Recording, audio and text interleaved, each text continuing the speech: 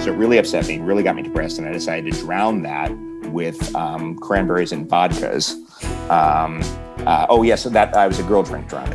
I should make that abundantly clear.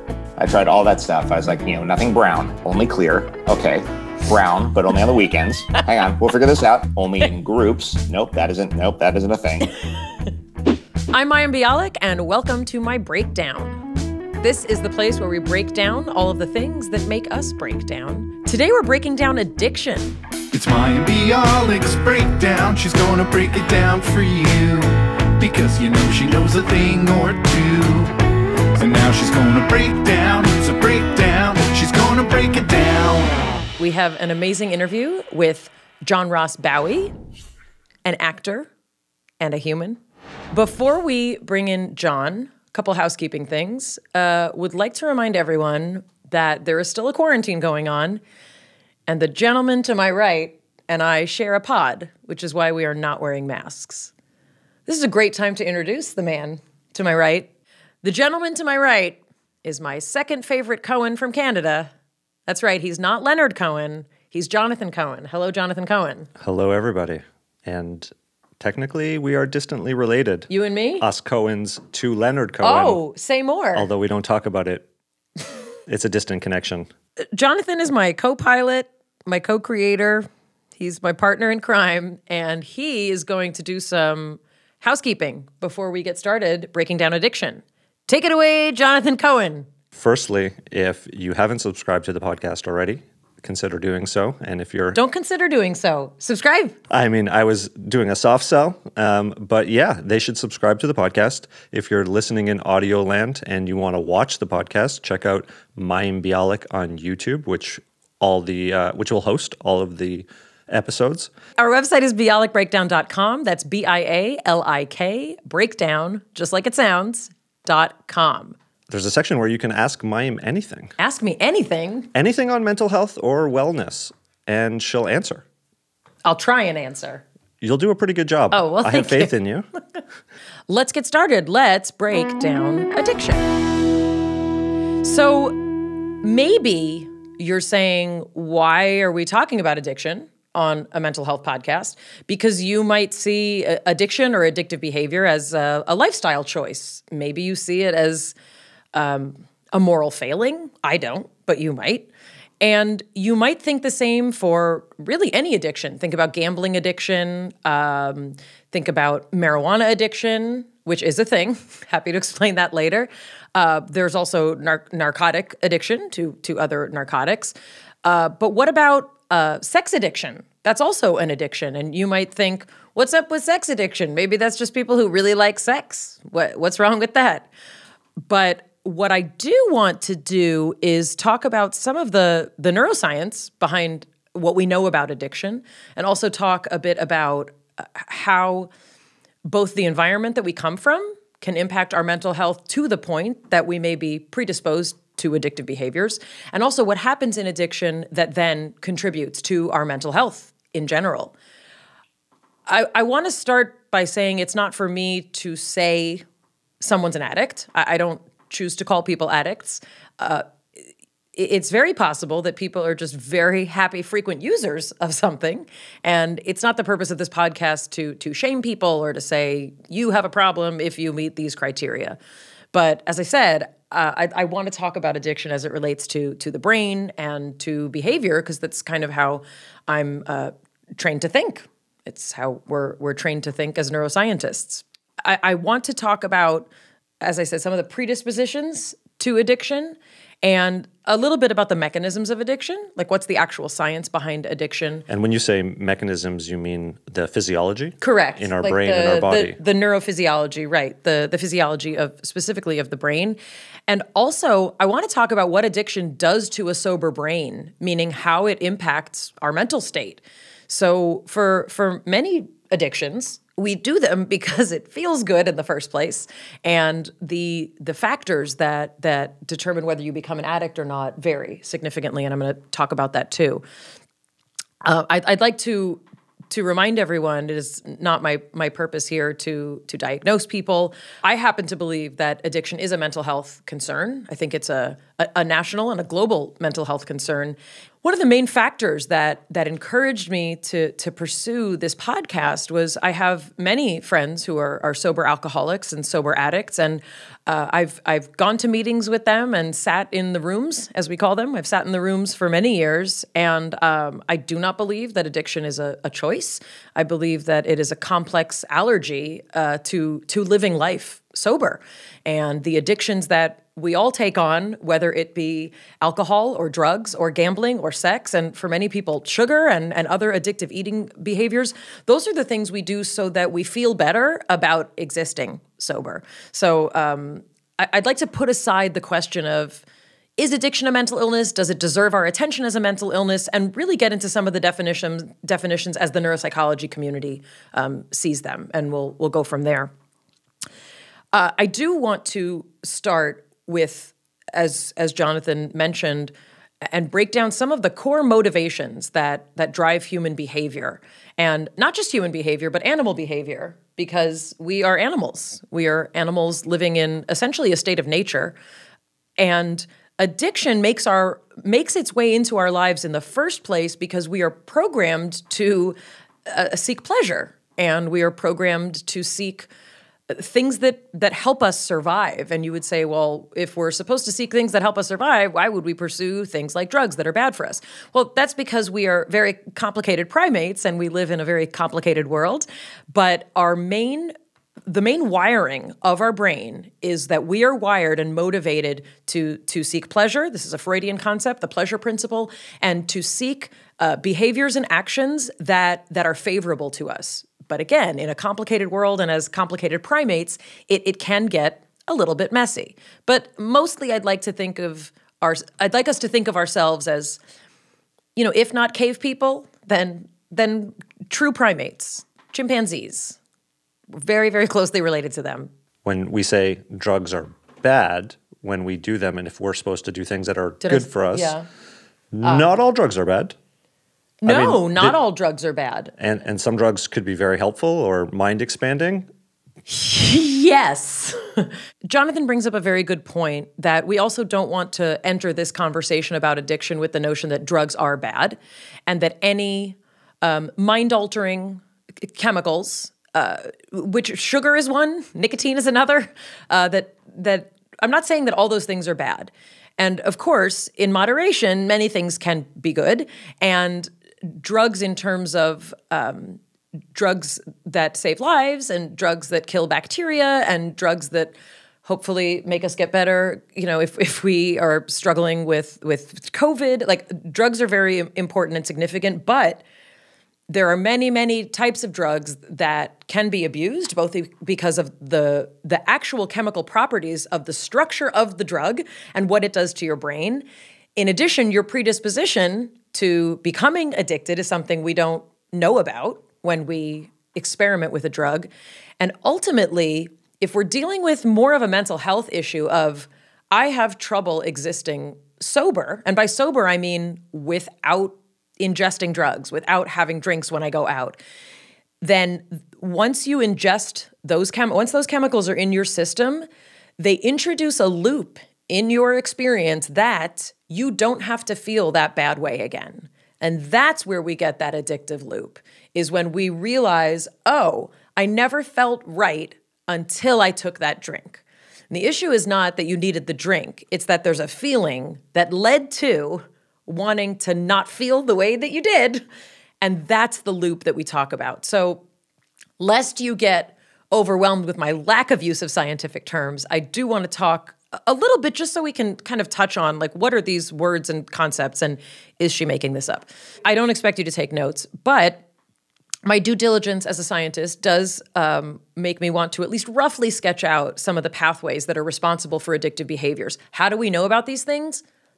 Decades and decades of horrible research on adorable animals. That's just what it is.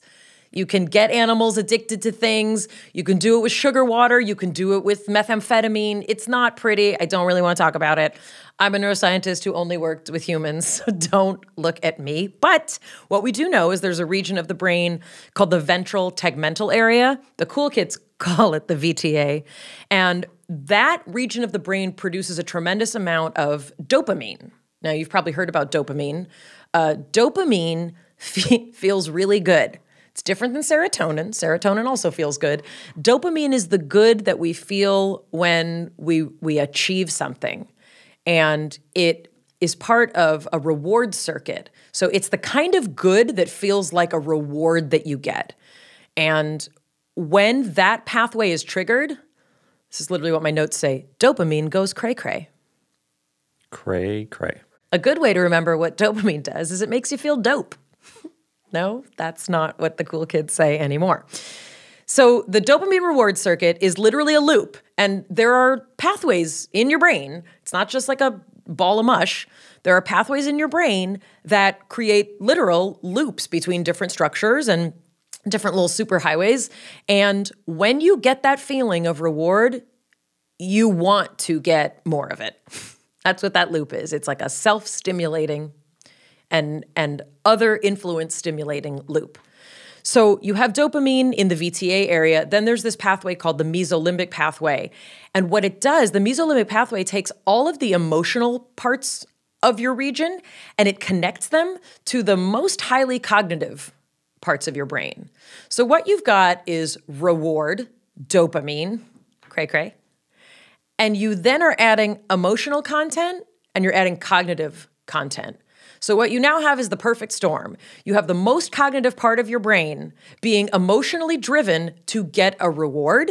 And what happens is you will use the best parts of your cognitive brain to find ways to keep that going. And if anyone has ever loved an addict or known an addict, they can be very, very cunning, very clever, very seductive in their need to keep this loop going. That's essentially the neuroanatomy of addiction. You can get this feeling, yes, with alcohol. For those of us who do not have an allergy to alcohol, as it is said in the rooms, we don't necessarily get it. But maybe you get it when you've pursued sex in a way that feels extremely satisfying so that you need to get more.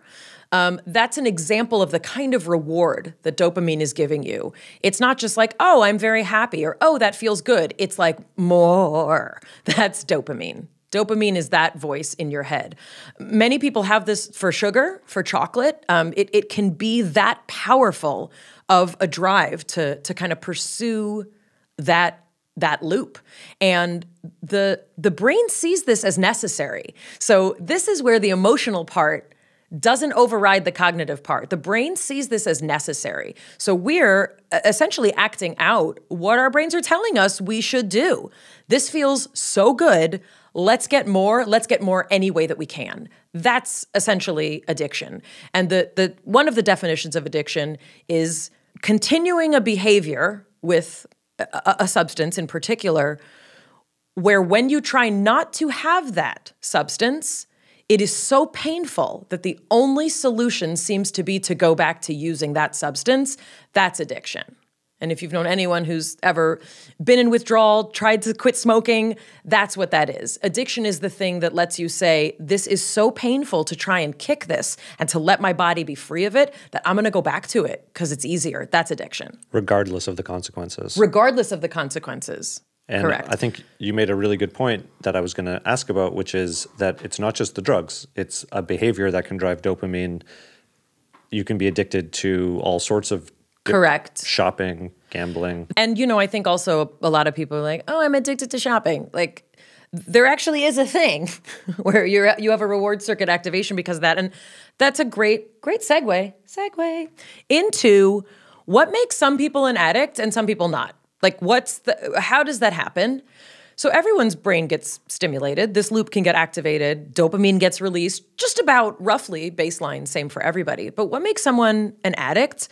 There's like a brainy answer, and then there's a mental health answer. The brainy answer is that everybody's brain has slight variations. We're all different. We all have different DNA. Everybody's genetic code allows for different enough but potentially significant enough variation. And this could be differences in the amount of dopamine that's produced. It could be differences in how we process dopamine. It could be the receptors. There are actual receptors that are shaped to receive dopamine. Something could be a little different about those. We could have a brain that's more susceptible to other interference, meaning if there's a lot of emotional stuff going on otherwise, if there's abuse, if there's trauma, it could mean that that brain isn't compensating the same way. Why do we have variation? Because evolution. So the only way that we can evolve is to have slight variations in our existence, but they're not always perfect. There's going to be a little bit of error, and that's what keeps life interesting. No? I think so. A lot of it is luck of the draw. And then we have this notion, which is also luck of the draw, of what environmental situation are you raised in? And does it further affect this system, which again, we all have, but what degree it gets activated at is really what is going to be dependent on, as I said, DNA and the environment.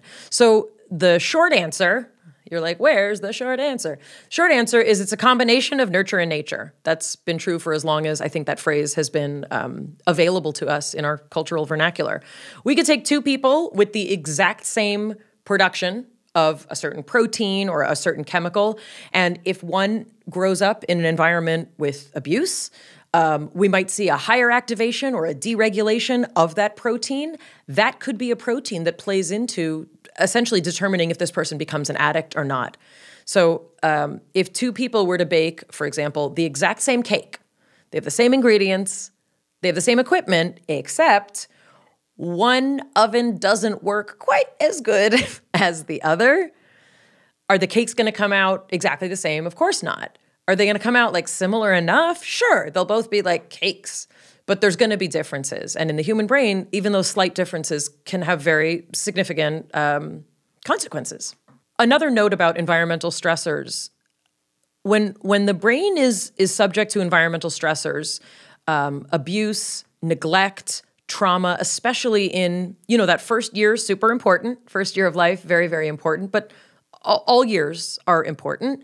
Your circumstances will shift how your brain works. It can be very hard to separate out nurture versus nature, and in many cases, it's not necessarily important. But keep in mind that the environmental stressors are not just changing the way that your brain kind of may receive dopamine or process dopamine or upregulate dopamine, but when we come from a stressful situation, we come from a difficult situation, when we've experienced abuse or neglect or trauma, we may have a higher need to pursue comfort, to make sense of life. So sometimes I meet people who are like, my childhood was fine. Like nothing interesting happened. Like my parents were always there. They loved me. It was great. And then I graduated high school. And it's like, that sounds fantastic. Sounds amazing. That's not a lot of people's experience. And the fact is, for those of us who don't have that experience, there may be ways that we are seeking comfort. And that does leave us also open to, again, not necessarily addiction, but to pursuing and enjoying things that help us, forget who we are, feel a little more comfortable, a little more relaxed. I don't see that as poor character or weakness, and I don't really even necessarily see it as bad choices. We want to come from a place of understanding and compassion as we approach addiction and really all these topics of mental health. I'd like to touch on 12-step programs briefly because there's a very specific anonymous code for the 12-step programs. And while Alcoholics Anonymous is widely known and accepted as one of the most successful paths to sobriety, it is not the only path to sobriety. And I don't advocate for any particular form of getting sober if people are seeking sobriety. Alcoholics Anonymous, this is just stuff you can learn if you look it up. Alcoholics Anonymous is a spiritual program of recovery. It's not a religious program. It involves working with a sponsor who's like a mentor, and they walk you through these 12 steps. It's been around for, almost 100 years.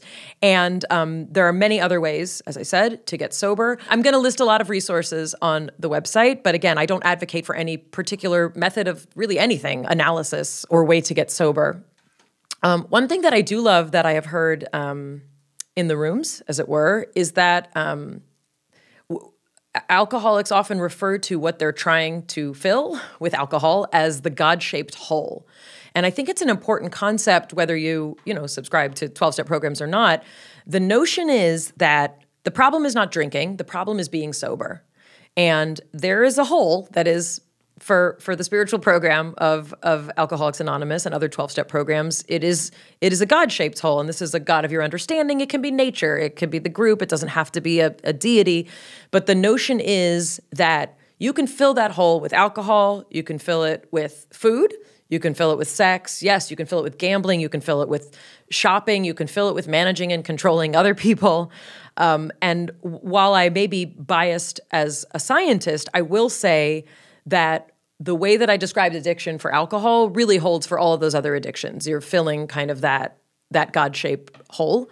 It's the same circuitry, it's the same chemicals, and really the same mental health challenges. Before we bring on our guest, I do want to say that I've taught about addiction in our homeschool community. I've taught 2 teenagers, my children being 2 of them, about addiction and the brain, because kids today are growing up in a very different world than I grew up in, than you grew up in. And, my children know more about pot than I think I did by the time I was 30, because it is obviously legal, and it's not a concern of mine per se with my children knowing about it. But marijuana in particular, it's talked about all the time. It's talked about in music. It's talked about in television. There's ads for it. There's dispensaries everywhere. So I get a lot of questions when I teach to teenagers about addiction, in particular about marijuana. And one of the questions that teenagers almost always ask me is like, well, how do you know that someone's an addict? Maybe they're just like, they like to party. Like, why are you ruining our good time? And this is a great question. I also sometimes get asked, like, what if someone only blacks out a few times a year? I'd like to know why my child is asking that question. One of the great things about quarantine is I know my child is not drinking because he's in my house every night, or he's at his dad's house, and there's not alcohol for them to drink. My son asked why Snoop Dogg smokes so much weed. This is a great question. I'm happy to have Snoop Dogg on to talk about it. I think he smokes a lot of weed because it feels good to him. I'll speak to your son. We could have your son on. That'd be fun. He could submit a question for Ask Mime Anything. He really should. I asked my kids to submit a question. But what I like to emphasize, especially to teenagers, but to grown-ups as well, is that I don't get to decide, if someone's an addict or not. It's not always important for us to be able to diagnose and say, you're an addict. What's important is to know that alcoholism is generally a progressive disease, meaning it will tend to get worse. It may shift, but it does tend to get worse, and other addictions also. They will tend to get worse. Often they're replaced by other addictions, but someone who seemingly just likes to party, indeed, may just like grow out of that phase and then just become a social drinker or whatever. Or they may become a full-fledged alcoholic. There's no way to know. And, it's one of the mysteries that as a parent, I like to tell my children to be conservative about. I don't know what your brain is wired for. I know what our family history is. I know, what my experience was, what your dad's experience was. We don't know. So I like to try and delay young people from experimenting because their brains are also still developing, and especially the prefrontal cortex, which is judgment and decision-making, which many people joke isn't fully developed in some adults. Some women say it's not developed in men. I'm not making that joke. No, we would never make that. We would never make a joke like that. But what's important is not necessarily do you meet a diagnostic criteria. What's important is if you are having problems in your life, in your work life, in your personal life, in your romantic life, because of your use of a substance, that's something to look at. And also, shout out to the sister program of AA, Al-Anon, and other support groups that help people who are with people whose drinking bothers them. If someone's drinking bothers you, if it's 1 drink a year, you're allowed to be bothered. If you don't like the way you're being treated in a relationship and you feel it's because of a substance, you are also completely allowed to say, this doesn't work for me. So those are just general caveats, like I said, that are good for teenagers, but also for grown-ups. Word of the day. Mime, the word of the day today is labile. Labile. Labile. L-A-B-I-L-E. Labile. So labile is a clinical term that means, kind of rapidly fluctuating in regards to mood. We talk about labile mood. So here's a definition. Emotional lability refers to rapid, often exaggerated changes in mood where strong emotions or feelings occur. These can be things like uncontrollable laughing, crying. We will sometimes see this. You'll see it sometimes in psychosis when someone's in an acute psychotic episode. It's a general psychiatric feature that we often look for, and it can come with agitated depression or also with agitated mania. Mania is not always agitated, but when it is, you'll often see this kind of rapid fluctuating. It's distinguished from rapid cycling that we see in things like rapid cycling bipolar, but it's a general term, and emotional lability or a labile mood, and that is the word of the day. So not a positive thing, just to clarify. I mean, why you got to put judgment on it, bro? But if I said you are extremely labile today... that's fighting words. Why is it so hard to break the loop? So the short answer is because that's addiction. That is, cunning and powerful. That is how strong that chemical loop is in your brain, with the emotional and the cognitive components driving you towards serving that loop.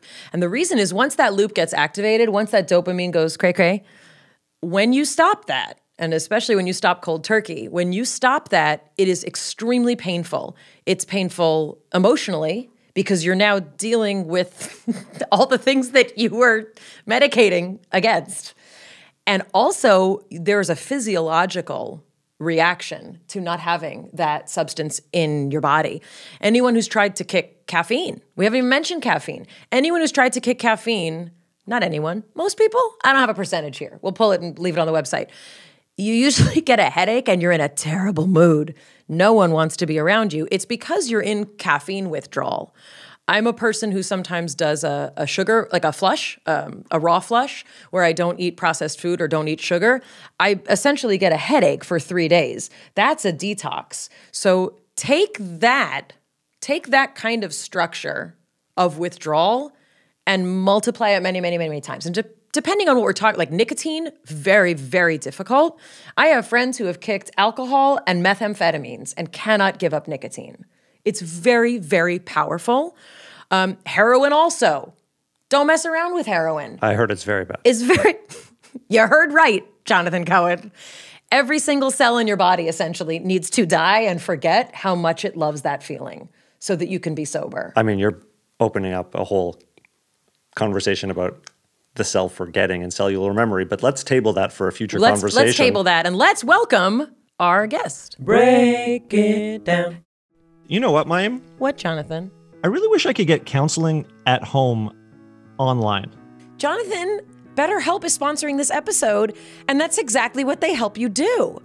Really? Really? It's online, licensed professional therapists trained to listen and to help you with the things that we talk about that trouble us. Well, like what? Like anxiety, stress, depression, LGBT matters, trauma, family conflict, grief. Finding a therapist can be so intimidating and time-consuming, and your prayers have been answered, Jonathan. Can they help me with my self-esteem? We can help you with everything. You fill out a questionnaire to assess your specific needs, self-esteem, and then you're matched with a counselor in under 48 hours. You schedule video or phone sessions. You can exchange texts with your therapist. What happens if I matched with someone and I'm like, I need to make a change? At no additional charge, we can match you with someone else. That's how it works. Amazing. Join the 1 million plus people, Jonathan, who have taken charge of their mental health with BetterHelp. It's a convenient and affordable option. You get 10% off your first month. Use the discount code BREAK. Get started at betterhelp.com/break. Jonathan, there is no shame asking for help. Thank you, Mayim. This episode is brought to you by Dame. Mayim, did you know what? What, Jonathan? Women are 4 times more likely than men to say the sex that they are having is not at all pleasurable in the last year. I don't find that surprising at all. Maybe that's because I'm on the woman's side of it. Oof, it's a bad look. It's not a good stat. Dame Product is a woman-founded company making toys for sex that close the pleasure gap. The idea is that it can take a long time for you to figure out what makes you happy and makes you feel good. And Dame is making products so that you can find out, know your body, know what works for you, so that you can bring more to a relationship and also bring more to your own sense of self. They're developed and tested by real people with vulvas in Dame Labs, engineered to bring your solo and coupled play to new heights, making the world a happier place, one vagina at a time. The Arc is a G-spot vibrator that helps you discover your perfect spot. If you haven't done that, put it on your list of things to do this year. Also, Eva 2 is a wearable, hands-free vibrator for couples. It's flexible, smaller, lighter. It's got little wings that hold it in place, so that your hands are free to roam wherever they want to go. you can make a peanut butter sandwich while having that on there. You can do anything. It's actually designed for clitoral stimulation during penetrative sex, but you could also make a sandwich at the same time. Dame, cultivating pleasure to enrich well-being. Get 15% off site-wide. Go to dameproducts.com/breakdown. It is my extreme pleasure to welcome to the podcast one of what you might first identify him as one of my co-stars from The Big Bang Theory. John Ross Bowie actually started on Big Bang Theory before I did. He also starred in his own series in the middle of us filming the last years of The Big Bang Theory, but he was with us until the bitter end with one of the most memorable parts of the series finale of The Big Bang Theory. John Ross Bowie is known as Sheldon's nemesis, Barry Kripke. He's the one with a lisp. His character pronounces his own name, Bowie Kripke. And he also starred in Speechless, which ran, correct me if I'm wrong, from 2016 to 2019? That is correct. About a family with a special needs child. That was the Minnie Driver series. And we were so sad to see you go from our immediate availability, but we loved having you back also. So well-deserved for you to get that kind of vehicle, and also for us to be the ones that were like, please come back to an episode. So welcome, John Ross Bowie. Yay! So good to be here, Maya. Manishma, doctor. How are you? Everything is okay. And I've decided to embarrass you by introducing you also, continuing to introduce you about you. When we started working together, we had an instant rapport. We both had kids. We have kids around the same age. We do, yeah. I always enjoyed talking with you. It is nobody else had kids yet, really, correct. Did they? We were the ones who had kids. And also, I know that people get annoyed when we say things like this. It's rare to find people in our industry who are very, very real people. And I instantly felt like, oh, this is a real person. Like, I can literally talk to you about anything. And we ended up really talking about really everything while working together. I remember that first week. I don't even think we had any scenes together, but I remember going pretty deep. Very deep. We went deep, honestly, quick. I think our characters spoke to each other maybe 3 times over 11 years. Correct. Correct. But it was always kind of fun because they often put me in the dressing room right off of yours, and we would just hang. And it was we were the lowliest of the low. Oh no, stop it! That's Roush. But but there was a sense of camaraderie, and I always had heaps of downtime. Sure. And I did too. Many weeks. No, it's true. It's true. Here's something I want to ask you as a neuroscientist, which I realize is not the same thing as a speech pathologist. Would we call it a lisp, or would we call it a rhoticism? Call it what are my choices? A rhoticism. I've also heard liquid L's. That's the word of the day. No, it's write that down. Here's the thing. You didn't. I had like actual speech pathologists arguing with each other in my Twitter feed about just this issue. But apparently, the inability to pronounce R's and L's is referred to as a rhoticism. I love that. It could also be an affectation. Maybe Barry Kripke's backstory is that he just does that which is its own mental health challenge. But what I would like to also bring up is that I found out something about you while we were working together that was one of those things that's like, he does what? You wrote a play. Yeah. You wrote a play called 4 Chords and a Gun. I did. And it was a play about the Ramones, surrounding the 1979 recording session with Phil Spector, who carried a gun often, and which led to the Ramones album End of the Century. For those of you in listening or watching land who don't know who the Ramones are, they're the ones who always wore the skinny jeans and the black high top Converse. If you don't know who they are, please Google them after this episode. But Four Chords and a Gun was this amazing play that you wrote, and I went and saw it, and it was so good. And thank the you. thought that you're an actor, you're a father, you're an improv person, obviously with a huge history in improv, you're a writer, but this kind of writing a play is no small feat, and also it's essentially historical fiction. Yeah. I love this about you, and I just love that play. I actually have the Four Chords and a Gun sticker on my script book still. So anyway. Oh, nice. Yeah, that was a labor of love that had been kind of cooking in me for several years. And I've been a massive Ramones fan since I was about 14. I just love the simplicity of a lot of Ramones music, how it is mostly just four chords just blaring at you. And I also loved, I think one of the things that drew me to acting via punk rock was the idea of doing something for a living before you're entirely sure what you're doing, which is kind of how I approached acting as well when I decided, because I didn't, we're not all child actors here. I didn't really commit to acting until I was like 27. I was watching blossom in my dorm room with every intention of becoming a high school teacher. I had no real concrete. That doesn't sound creepy at all. Yeah. Right. It sounds pretty bad. You can cut that if you want. I wouldn't blame you. So somewhere in the middle of us being on Big Bang Theory together, this is literally not only my favorite story about you, this is one of the funniest things that I have heard someone say, which I so badly want to take credit for. I say this thing that you said to me so many times. Because you were a recurring character, sometimes months would go by between us seeing each other. And one time you came back and I noticed you had lost weight, and you didn't need to lose weight. I mean, I hadn't seen what was under your clothes, but I never thought of you as like, boy, that's a person who needs to lose weight. But who's creepy? Always me. You had lost weight and you were looking, I was like trying to be nice. I was like, hey, like, I'm an annoying person. I'm like, what'd you do? And then I'm thinking, should I have even asked that? You said, well, I stopped drinking. And the second thing I did is I stopped eating like every day was my fucking 12th birthday. Yeah.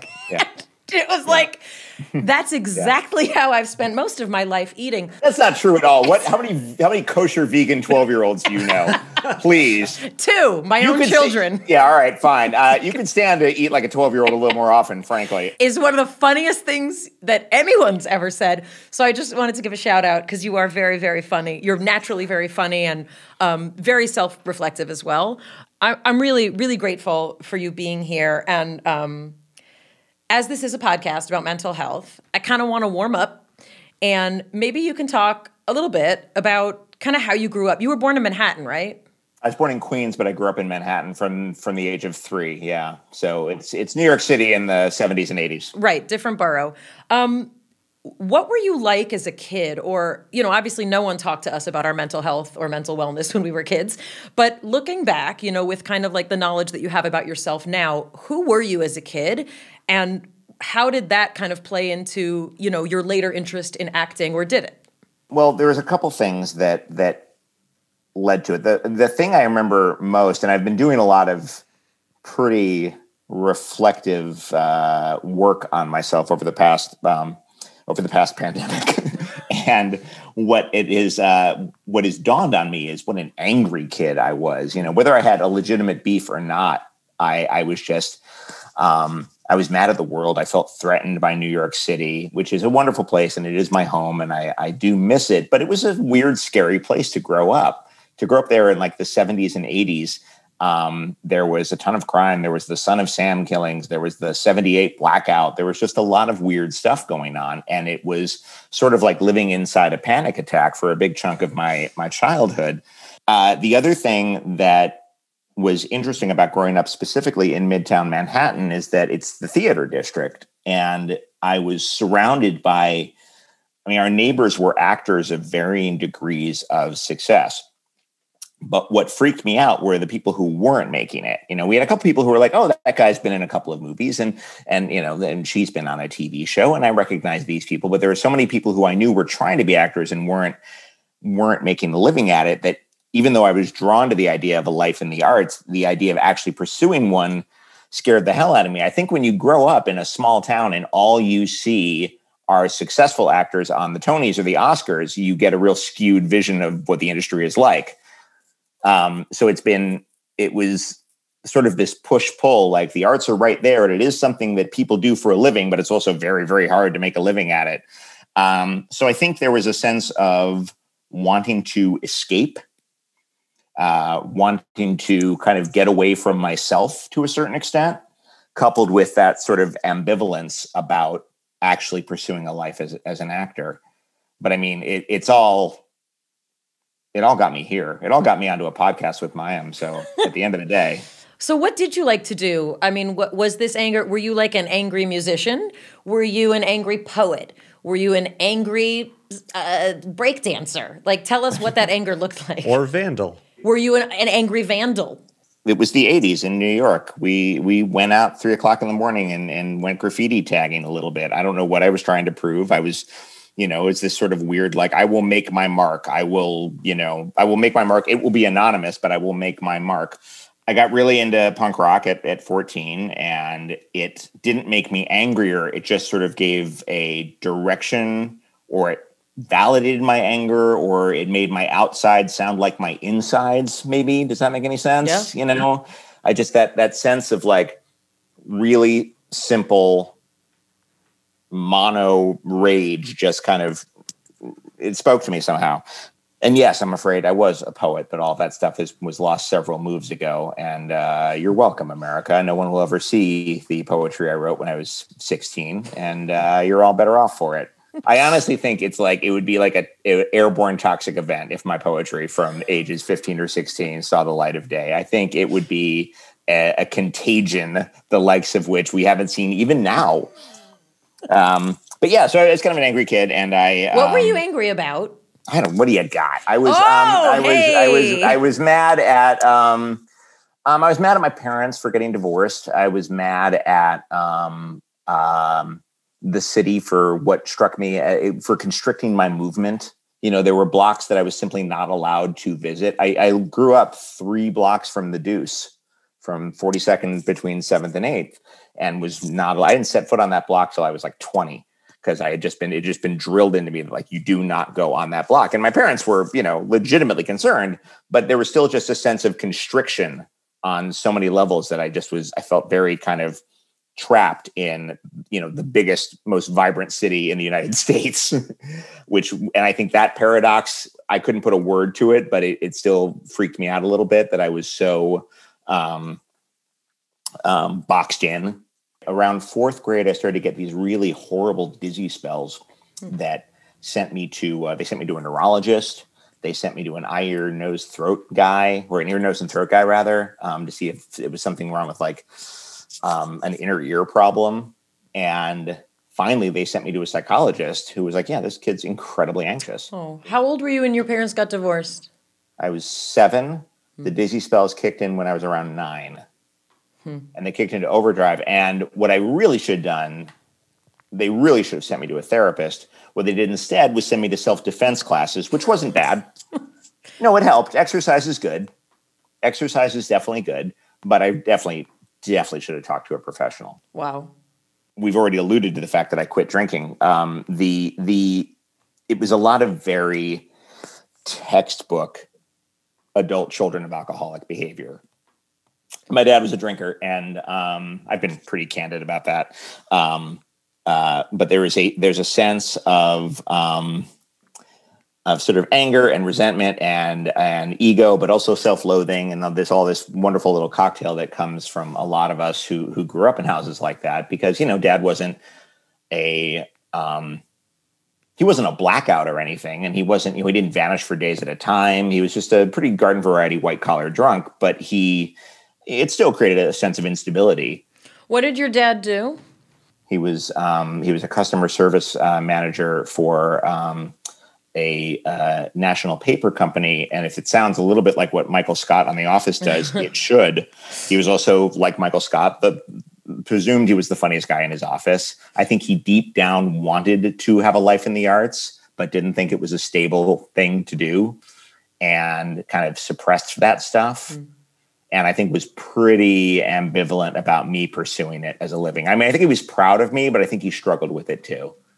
And your mom?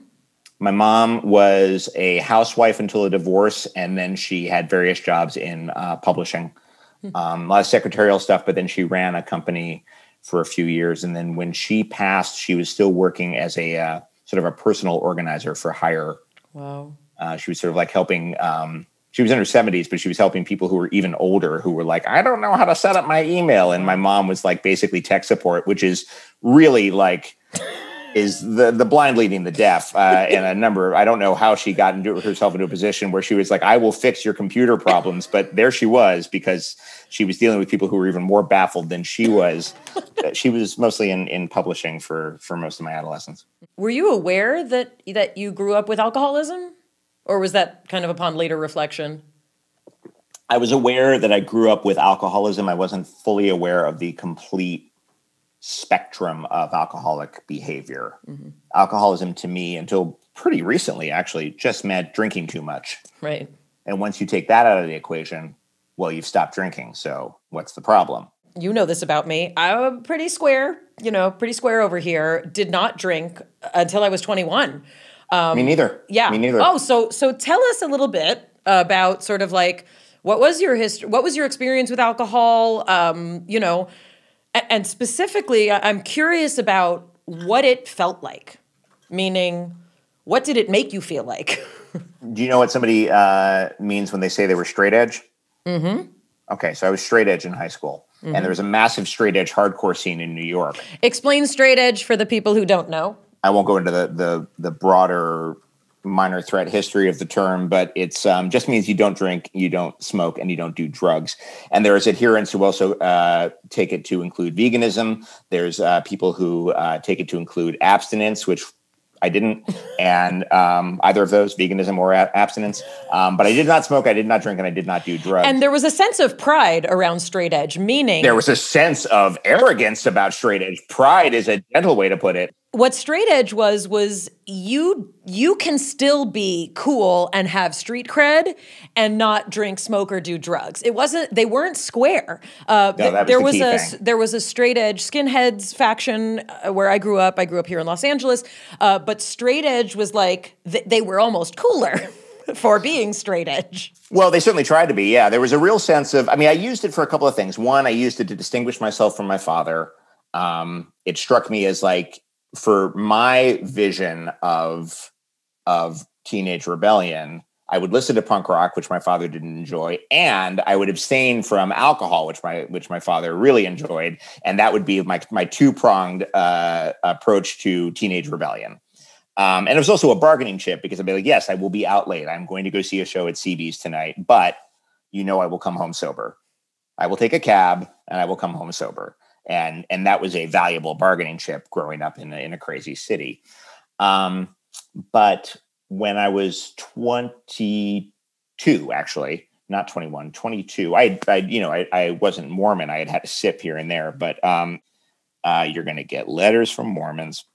At 22, I was, this about me, that I went to college to be a high school teacher, and I went back to my old high school to teach for 1 year right after college, armed with just a bachelor's and my New York State certification. And I went in, and on the first round of parent-teacher conferences I had that October, this is October 93, I did something crazy that morning. I gave a pint of blood in the school's blood drive.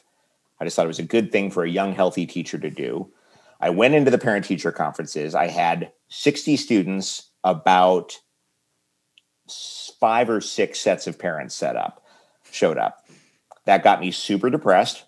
I went out with all of my old teachers that night to a bar in the West Village and decided I am going to get drunk Tonight I am going to get drunk. And I got hammered and I loved it because I was, I give everything a larger significance than it really needs. And I was just like, okay, so 5 sets of parents set up 60 kids. That's less than 10%. The world is ending and nobody cares about their kids anymore. I just gave it I give it way too big a context, I think. So it really upset me, really got me depressed. And I decided to drown that with cranberries and vodkas. So that I was a girl drink drunk. I should make that abundantly clear. And yeah, what I found was I am relaxed. I am, for the moment, uninhibited, but not too uninhibited. And I didn't get sloppy, but I was down a pint of blood, and I was definitely overserved, and I just found it rather buoyant. And stayed at that level for, never getting like really, no blackouts, but like I would occasionally I would drink a little bit every day and then get really shattered at least once a month, and stayed that way for like 17 years. 17 years. Uh-huh. Yeah. What were those 17 years like in terms of progression? Did you see progression? I mean, you just said a little bit, but was there a point where you're like, I can't stop? Did you try and stop? Like, I'm wondering when... I tried to taper a lot, and tapering wasn't working. So tell us what kind of taper, because, some of the kind of hallmarks are like changing the kind of drink, changing who you drink, only drinking on weekend, like all of the above? All of the above. I tried all that stuff. I was like, nothing brown. Right. Only, nothing brown. Only clear. Okay. Brown, but only on the weekends. Okay. Hang on. We'll figure this out. Hang on. Only in groups. Nope, that isn't a thing. And like my father-in-law brought me this really nice bottle of scotch one time, and, put it in the house, and they were visiting California, and they went out, he and my wife, and they went out for something, and I stayed at home to watch, to watch the little one, who was sleeping through the night at this point. But he came back, and a lot of that scotch was gone, and I had just been playing Wii tennis. Drinking and playing Wii tennis, which is like, the most 2009 reference I can possibly give you, I think. But yeah, it's not a great look. And I just got to this point where I have no devastating rock bottom story. There's a comedian who I won't name. It's his story to tell, but he has a story about taking a friend's car and driving it into the Department of Water and Power building. I have nothing like that. But what I had was just a sense of like, this is not a great look. By this point, I was a father of 2, and I was like, this is not a great look. This is not who I want to be. What else did you do, besides the tapering? Were there other things you did? Because, a lot of people will, change diet, start meditating, like become a Buddhist. Were there other things that you tried to say, like, what if I do this? No, let's take up smoking. Like, was anything like that, No, it was never smoking. Smoking, I've never smoked. That literally killed both my parents. It wasn't the booze for my dad. It was the cigarettes that took him out. So I was never a smoker, and I didn't get into meditation and Buddhism and all of the other necessities of Los Angeles sobriety until I actually quit. And I quit and quit booze and did years of marijuana maintenance, which I've heard called California sober, which is hilarious, and doesn't actually count as, if you're listening, that does not actually count as sobriety. True.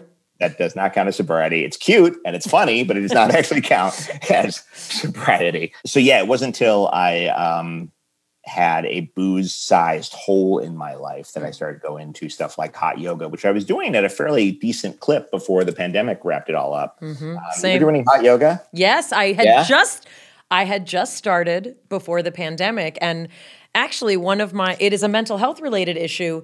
I have a very hard time being in my body and sitting in my body, and regular yoga, which before I had kids, I was a great practitioner, and just life did its number on me, and I had 2 kids and I got divorced and all this stuff.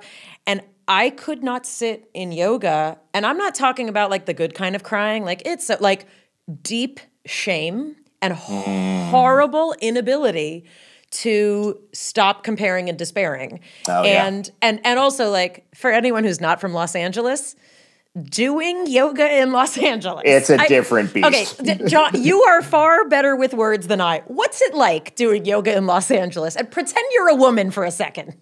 Well, I would never dream of it, but what it feels like is you could be a relatively spry and slender man in his high 40s, and you go into an LA yoga class and you instantly feel like Fat King Lear. It is remarkable how out of shape you feel when you're surrounded by all of these actors who are in peak physical condition. And I was often at the upper end of these hot yoga classes, age-wise. Yes. Oh, I'm the oldest person in my hot yoga classes. And you're still a brunette. This silver fox over here, I looked ancient in that thing. And the good news is the bad news is you're just surrounded by incredible physical specimens. The good news is some of them have hilariously ill-advised tattoos. Just like oh, dude, what are you doing? Back to what you said. And this is I'm really not looking for dirt, but I am looking for a little bit more specificity in terms of your relationship with yourself. What did that bad look like to you? Meaning, I'm not asking you to tell me like which wall you peed against or anything like that, but what did it feel like? Did it feel like you were disconnected from your wife? Did it feel like you were not present? Did it feel like you were running from something? How do we know that it's a problem? What it came to was the last night I got my drunk on, I was at a bar in Hollywood with a couple friends who did not have kids, and I was not driving that night. So I really threw caution to the wind. But I just got to a point where I just felt awful. I was sitting there pounding vodkas, and I went to the bathroom and was sick and splashed some water on my face, looked myself in the mirror and was just like, oh, this looks terrible. And I was pushing 40 and just did not look good. And I was like, you're a dad. You have 2 kids. What if they saw you like this right now? And granted, they were like 3 and not yet 1. They were 3 and not yet 1. But I was still like, this is ugly. This would actually be... you look so sick that it would be traumatic were they to see you like this. And there was no chance. They were out of town with their mom, but and then I bellied up to the bar, and everything costs money in Los Angeles. The guy just put a massive water down in front of me, and when I went to pay, he was just like, no, you're good. Don't worry about it. And I was like, wow, I just got a free drink. Granted, it was a water, but I look such a mess that the bartender at the King just gave me a free bottle of water. As like a loss leader or something, because I'm just a shell of a man. So that's as bad as it got, which was too bad for me. The phrase you hear is your bottom is whenever you stop digging. And that was mine. It was just a real sense of like there's something in me that's always going to have a certain degree of self-loathing, but if I can do anything in my behavior to ameliorate that, then why don't we? Why don't I not give myself the flu a couple times a month and make myself an embarrassing loudmouth every 15 days or so? It's not super dramatic, but it was dramatic for me. And I have not really looked back with much regret. Yeah, I don't really get cravings. Or not cravings of any major significance. Like every once in a while, I'll see somebody on TV with like a big frosty glass of something, and it's like the glass is sweating on the outside. And I'm like, oh, I bet that's nice. But I also realize that it will go beyond that, and at no point will I look like George Clooney at all, and it'll just be. Actually, that's a beautiful, beautiful point that I'd love for you to touch more on, because I think they say it's like, one is too many and all the drinks in the world are never enough, Yeah. I've heard a lot of people say like, well, I can get sober, and then once I've like gotten that in control, then I'll just drink like a normal person, right? That's not your experience. That has not been my experience. Again, when I quit, I stopped once in my early 30s just because I was on a run of medication that was going to take a while, and I just wanted to let the medication do its thing. Screw it. It's Zoloft. And Yeah, you're not supposed to drink on Zoloft. You're not supposed to drink on. You're not supposed to drink on SSRIs. You're really not supposed to drink on MAOIs. What is the class there? I think lithium is one of them. Yeah, but also Sudafed. I mean, things like that. That's right. Yeah. Yeah, do not drink on Sudafed. The other phrase that I heard when I quit that has been so valuable is, and they all like rhyme. You know, they all rhyme, or they have a certain kind of like poetry to them. Well, it's a little folksy. A lot of the AA sayings are a little folksy. Yeah. The phrase "think through the drink" is beyond valuable, because you stop for a moment, you go, oh, that looks like a nice tall, it's sort of a warm lunchtime. I've got a little plate of cheese and crackers here. A glass of Chardonnay would go down really well right now. But it wouldn't just be one, would it? No, it would be several. And it would no longer be cute and dignified. It would get sloppy, and you'd spill some on yourself if you were lucky. The rest of it would just go inside you. And next thing you know, you've basically poured yourself a glass of instant asshole, and it will go into effect swiftly. So yeah, I think it was one of those things where I can't taper off on this. I'm not good at like cutting myself off at 2. I think what would be much easier would be just completely eliminating this from my life and finding something else to do. What is that something else? Because, you know, in the old days when they would try and get people sober in the sanatoriums and stuff, they would give them like, you would have to eat like, it was like pickled onions and all these things to literally help metabolize the alcohol out of you, so that you would, you know, you'd get the delirious trip, like you would get the shakes, and I mean, you'd be psychotic. They used to commit people, but they came up with this like concoction that was literally a chemical explanation for addiction, essentially. And this was in the 30s, this was in the 40s. That's like Lost Weekend kind of stuff, yeah. Especially because you kind of talked about that there was a feeling that went away, right, when you were drinking or using. When you take away that drink, you know, you take away that whatever, what's left? Like, what did sobriety feel like? It was a lot of things. Again, because of the fact that I gravitated to things like cranberry and vodkas and the sweeter ends of your white wines and rum drinks. I lost 10 fucking pounds in like 45 days when I quit. And it wasn't one of those like put down the cup, pick up the spoon kind of thing. I just, for whatever reason, I didn't compensate. I just, the weight came flying off and everybody noticed, and it was wild. My weight gain hadn't been unhealthy. It was striking when I lost it. Mm-hmm. What has taken me a very long time to come to terms with is that, you know, the booze is a symptom. The booze is not the problem. You know, if the booze was a problem, then people would just stop and that would be it. What you're left with, you know, they would speak about a pink cloud of sobriety that follows you for a couple of months, and that's all well and good. And I had a certain degree of that. You know, I felt a little more focused. My energy was up. But eventually you got to do something with that energy. And it's only 10 years later that I'm starting to realize that I need a really regular exercise regimen, like really regular, like need to break a sweat for an hour once a day kind of thing. And things like that have been extremely helpful for my mood and the way I am with my kids.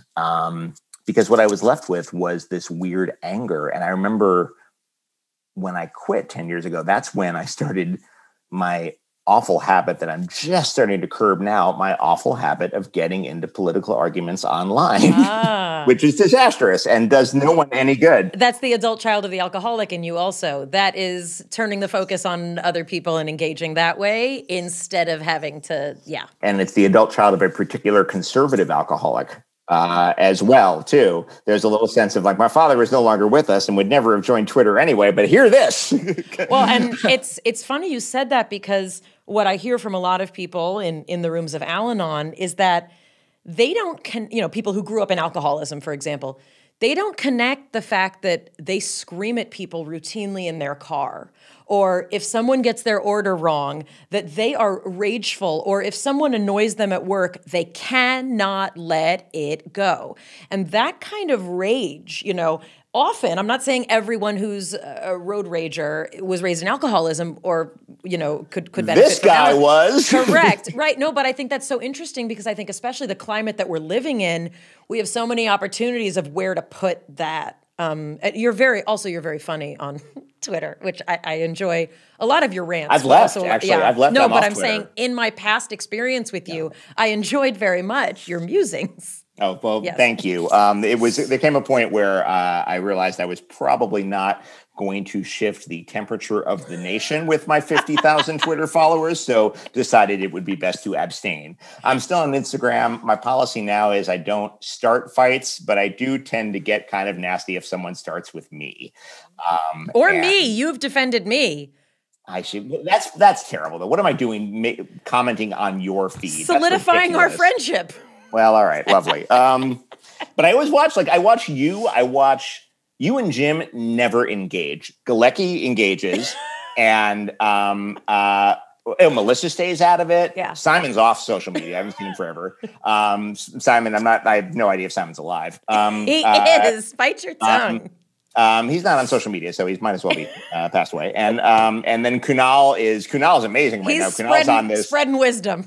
He's just spreading his wisdom. He's just the Buddha in blue jeans, and God love him. I would love to have him on. I want what he has. But I watch you guys, and I need to emulate that. I need to emulate, like, oh, here is a graphic that I think explains a misunderstanding about a particular issue, and then don't read the comments, John. Go play with your kids. Okay, so let me just get back to, and I don't want to speak about anonymous fellowships because it's not for me to ask you and it's not for you to talk about if you want. But what I am curious about is there some process of, soul searching and rigorous honesty that you undertake as part of trying to live life, this way now, sober? That second A is there for a reason. But it has... Oh, screw it. There's a quality to life during this pandemic that if there's any good thing about what's going on right now is that sense of reaching out for community and not even having to put pants on, and making a decision to hang out with a certain group of people at 1:00 and making that decision at 12:58. Mm-hmm. And not having to worry about parking or anything, and just off and you're there. Mm-hmm. And I've gotten in touch with a lot of old friends, some of whom I knew hung out and stuff like that. I mean, I'm doing a piss poor job of maintaining that second day right now, but yeah, there's been a sense of community and sort of collective unconscious that I found very soothing right now. And then, I play guitar with my son, and I play video games with my son, and I'm teaching my daughter a little bit of bass. We are trying to support the restaurants in our neighborhood. So we will go out and eat al fresco in a few places, which has been really nice. I'm just trying to make sure that the time I do spend with my family is really is really quality time. Are you a person of faith? Do you have a spiritual practice? What's your notion of the universe, or does it play into your life in any way? It does. I'm very private about it, not because I'm very private about it, but because I'm not quite able to put it into words, and I'm comfortable living in that mystery. But I wouldn't be able to point to it as it is very much this Judeo-Christian idea. But there's definitely something, especially as I get older and I've lost my parents, and you get a keener sense of your mortality, and you want to kind of get a sense of something holding us all together, that we're not all just worm food. I think there's, yes, I have a growing spiritual practice that is in development, and like anything in development, a script, a pilot idea. We're not going to talk about it just now, and you'll read about it in the trades. No, but I think it's you're one of my favorite honorary Jews because there's a very you know, it's like a very Hamish quality, a very familiar quality about you. I believe it's because you have Irish in you. It's Scots Irish, but there's an old Lenny Bruce quote that if you're from New York, you're Jewish, Right? And if you're from Montana and you're Jewish, you're Goyish, and it doesn't matter. So I mean, like my daughter said something because my wife is Jewish, which of course makes my kids Jewish, right. and I used some smattering of Yiddish the other day, and my daughter, my older one, Nola, there's Nola, and then there's my son, Walter. She said, "Did you get all this Yiddish from mom?" And I was like, no. I got your mom because I have all this Yiddish. Let me make something perfectly clear. I arrived knowing more than I had read Joys of Yiddish when I was a teenager. There's a lot of, it's just such a wonderful language, you know? But what I do love, aside from like the surface stuff about like, I liked being picked up in a chair at my wedding, you know, I liked, we took my family's tartan and made the chuppah out of Beautiful. it, you know, and there's a lot of things I love what the chuppah symbolizes, a house open on all four sides. There's a lot about Judaism in its ceremonial qualities that I really love, but I also love the inquisitiveness and the constant questioning that is built into the faith in a way that I never really found in Episcopalianism, which is the faith I was raised in, which I'm not knocking, you know, there's a lot of beauty in that. I'll add it to the list of letters we're getting. At no point is the Greater Episcopal Diocese of anywhere going to get together with pitchforks and torches and come after us. That's not how they roll. I first of all want to, we just have a couple more minutes, and I want to thank you for mentioning two things that really tie in so beautifully with really the purpose of this podcast, which is to introduce people to the concept of mind-body connection. And you mentioned exercise and you mentioned social media. And those are two things that have a tremendous impact on mental health. They're diametrically opposed. Well, no, but I was really thinking Twitter is the anti-exercise. No, but I wasn't thinking of them in opposition like that. I was thinking of them as things that many people do not even think that before turning to medication, before turning to even, you know, to therapy, like what are the things that my body is doing or not doing that might be contributing to an increase in stress, anxiety, rage, tension. So I really want to thank you for bringing those up. And well, that's always been really interesting to me because the first time I was diagnosed with depression, I was like 27, and was struck by how physical the symptoms were. And like I lost my appetite. My stomach was a mess constantly. And I almost got feverish a little bit. Like it was affecting my actual body temperature, these anxiety attacks I was having. And that throws that whole idea of there's mental health and there's physical health, and the never the twain shall meet is and I'm going to sound like the most annoying college freshman in the world right now, but it's a very Western idea, man. You know, it's very, very heteronormative and Western. And the truth is far more complicated than that. And I think we do ourselves a disservice when we distinguish what we're putting into our bodies from what we're putting into our heads. The last thing I'd want to say is actually not something that's in my notes, which I have so meticulously prepared for you. But you're a naturalist, by the way. You take this fish to water. Thank you. To water. Thank you, John Ross Bowie. Well, what I want to say is something that honestly may not even make the edit, but I want to say it because I never anticipated feeling this until I spoke to you, and I got very emotional when you were discussing kind of what it ended up looking like. And I thought, meaning for you, your experience. And I've known and loved many an addict and many an alcoholic. And that's a different story.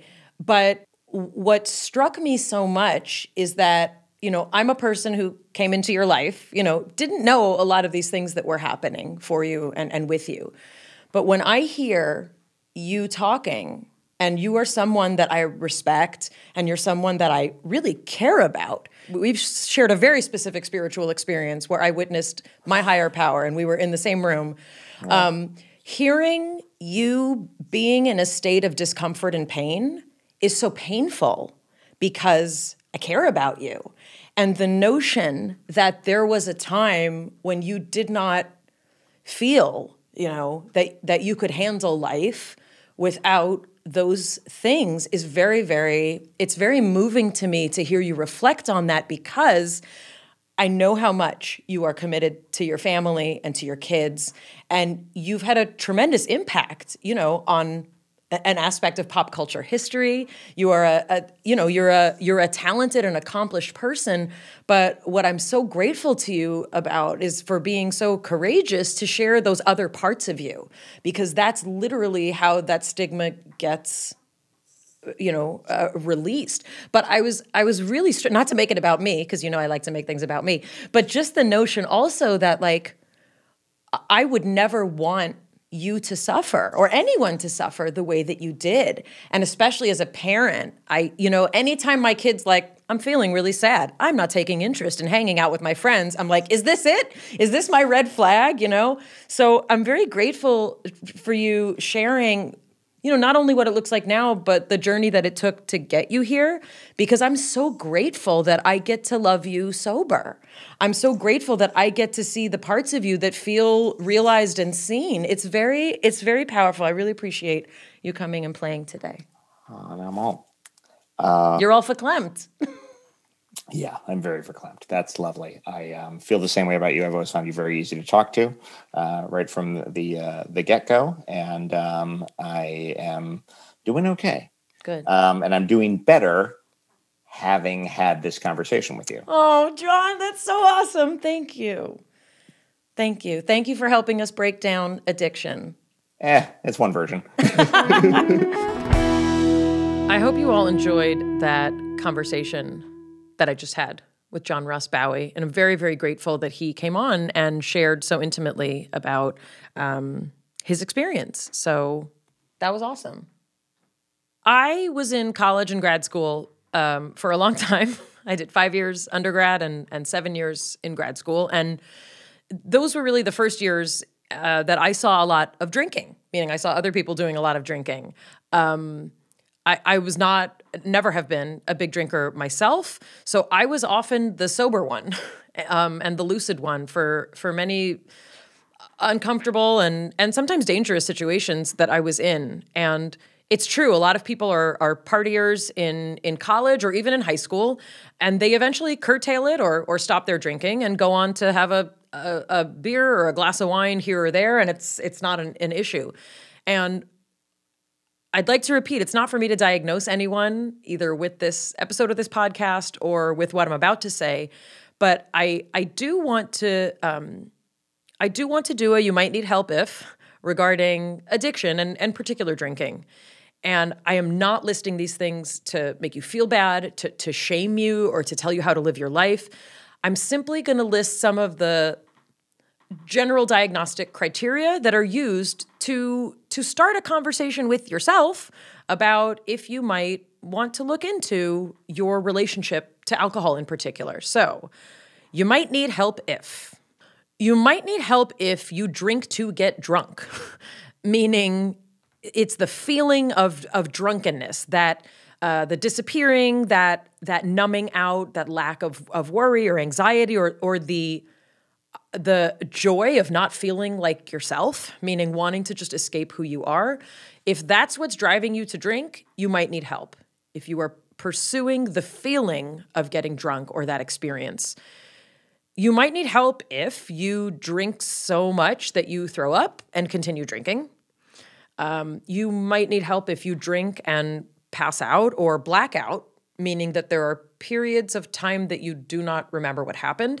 And something I actually didn't know until I was, I think, well into my 30s, blackouts can include long stretches of time. Like you can drive in a blackout, you can talk, you can interact with people, you can have sex, and your brain does not hold that information. And that will likely come up in other episodes when we talk about memory and things like that. If you are drinking and having blackouts, that is a very strong sign that you likely need help. If you drink alone is a little bit hard. I'll be honest. I've had wine out of a sippy cup more times in my life than I would like to admit. And I was alone. But if you are drinking alone, again, to pursue that numbing out, if you're drinking like first thing in the morning, and again, culturally, there are some cultures where having a shot of vodka before your day is standard. But if you are drinking, especially in the morning, so that you can get through the day, if you're drinking because you need to get through an exam, if you're drinking because you need to drink to be able to go to work, if you're drinking or using because you need to see your family, if you're drinking so you can get through something, that's a sign that it's serving a purpose other than being a recreational drug. If you've tried anything like switching the kind of drinks you drink in hopes that you'll drink less, tried drinking like, oh, I'll just drink on weekends, or I'll just drink in the week, or I'll just drink with these friends, but not with those friends. Those attempts to control your drinking are often markers that you might need help. As I said before, there are many ways to treat addiction. Alcoholics Anonymous is one way, and I'm gonna list resources on the website, some general ones and some specific ones regarding 12-step programs. And I'm also going to list resources on the website, bialicbreakdown.com. For the other major addictions, there's often a lot of overlap. So you'll often have people who are addicted to alcohol and also have problems with drugs or with sex or with relationships and things like that. And in the mental health world, there's a lot of time spent deciding what's self-medicating and what's a symptom of a larger problem. It's often unclear, as I got into with John, it's often unclear if it is mental health challenges that are leading us to need to have that thing that makes us go away, that makes us escape, that allows us to numb, or if the predisposition to those addictions then leads to further mental health problems. And it's likely a combination of both. And I think if we've learned anything from this episode, it's that it's not necessarily important that we understand all of the intricacies of how and why. It's more important to say, if you are an addict, if you are an alcoholic, if you are struggling with your dependence on something, you're not alone. There is hope. And the time to reach out is now. There are those among us who have been through what you've been through, and there are those among us who can help. So please go to bialicbreakdown.com and let us know how else we can help. And from my breakdown to the one that I hope you never have, we will see you next time. It's Maya Bialik's Breakdown. She's gonna break it down for you. She's got a neuroscience PhD or two. One fiction, one and now she's gonna break down. It's a breakdown.